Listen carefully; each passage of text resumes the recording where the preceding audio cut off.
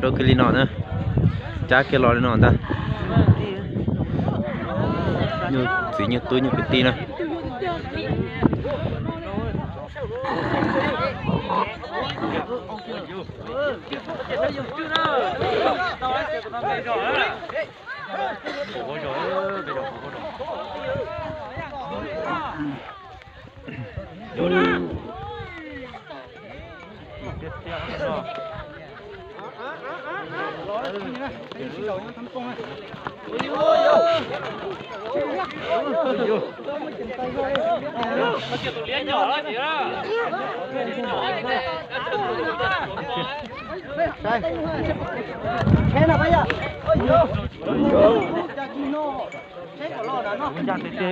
tôi sẽ về nữa, sẽ về cái sao sẽ về chụp đi.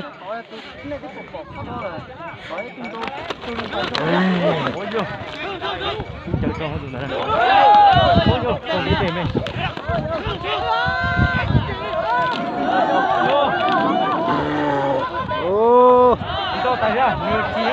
kìa.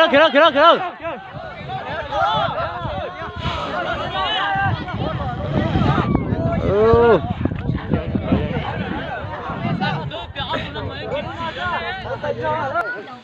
Xem nữa tụi nó cú rong thì tiếc rồi nhỉ?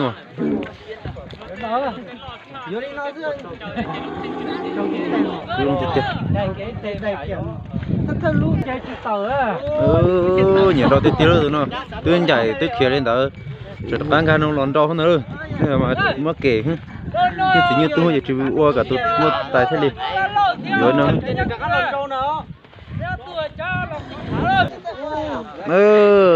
Nhon đến trong hộp chán nó to tụt cũ người ta, to khá sát số lon nữa.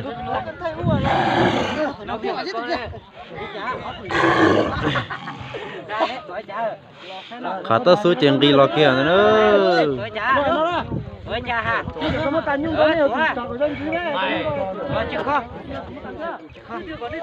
Đi khá sát số chèn đi nó lon nữa, cho khối rồi là sát sải cha. Thế tao đi trả lại sai nữa, cho khối thông rồi.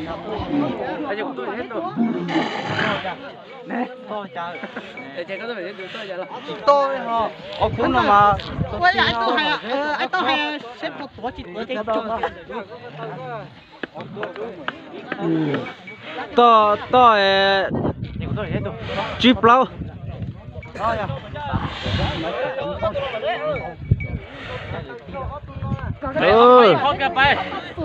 trước cái lò nó nữa tụi liên nó cúi ấy tụi nhìn đâu tại rồi ha chơi chó kìa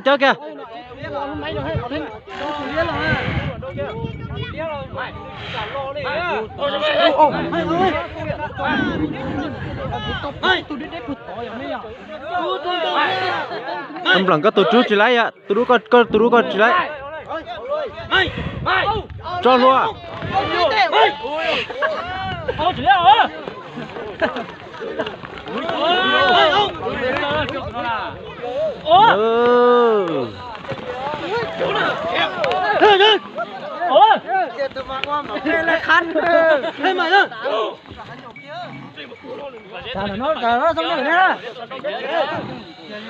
ít tôi thoát tỏ ya tôi thoát tỏ tôi tỏ của tôi thoát tỏ nè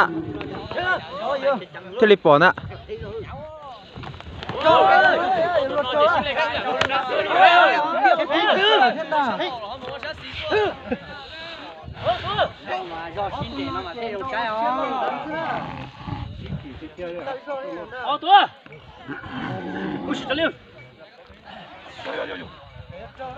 riêng nữa ít bự lần trên cao nó là ta say ở trong đi chán gì đó cái say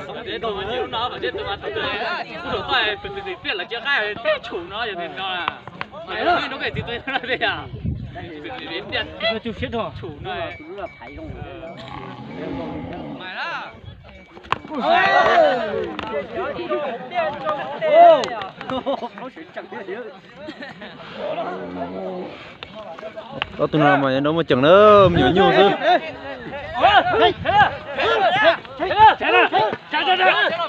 vâng số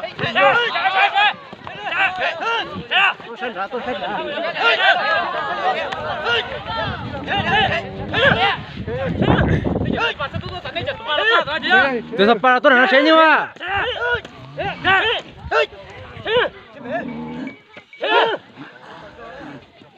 Đồ thực tiền nữa như.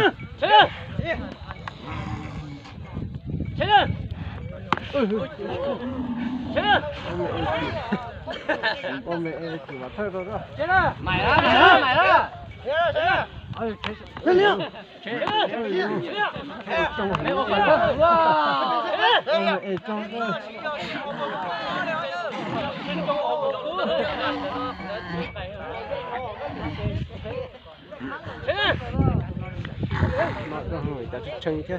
Bỏ để chút tiền. Nhiều thế chỉ sao đó, tên nhiều thế ở kia.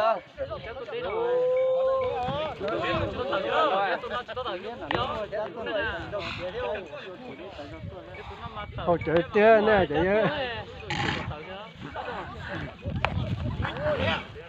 Mày á. Xe rồi, xe bên đó nữa. Tôi lo phải đó. Xe mà tôi lo phải đó.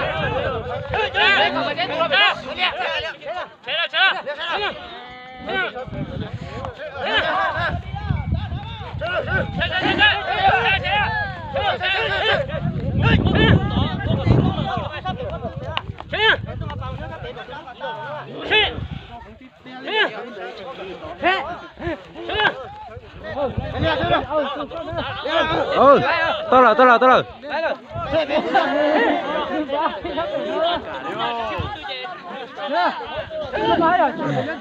Một lần mình nhớ được khỏi ra nè.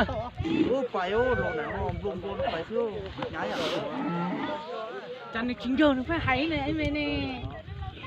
Ngồi lên lúc là tao rồi.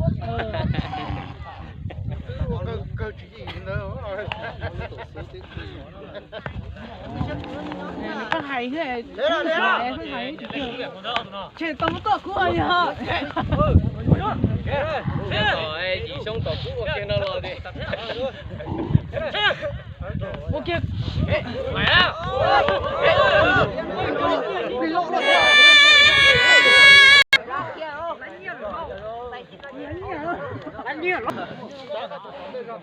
Nó kia nào ta nữa. Khu nó thì lời rẻ thế nào. Anh như bao khu vậy thế, như. Nó phải vô lọt chia thế nào, từ cho ăn mà phải nó. Cô kia mình đâu, ý cô kia. Ơi.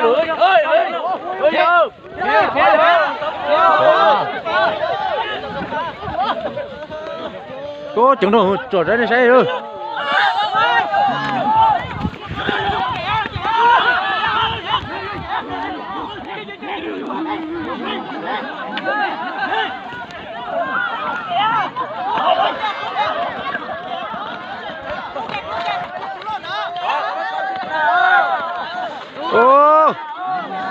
Ô, lần đâu tụi mẹ lần đâu tụi lo nữa rồi.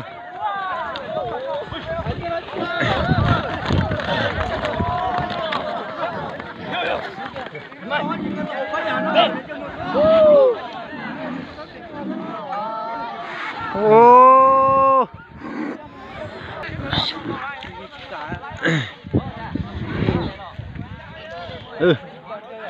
khu nó tụi nhiều đứa nó phải vô lọt chia, cô mà mất tròn đâu này,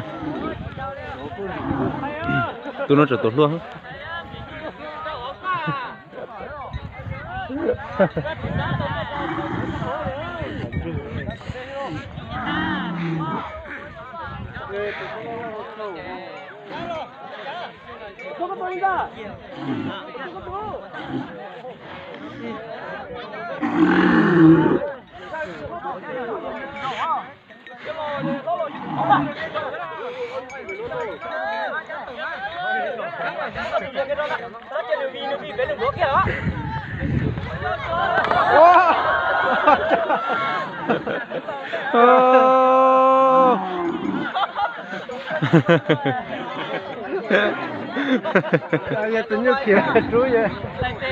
Là để tay ra đấy, nữa nào, nhưng toàn hình to thế chứ.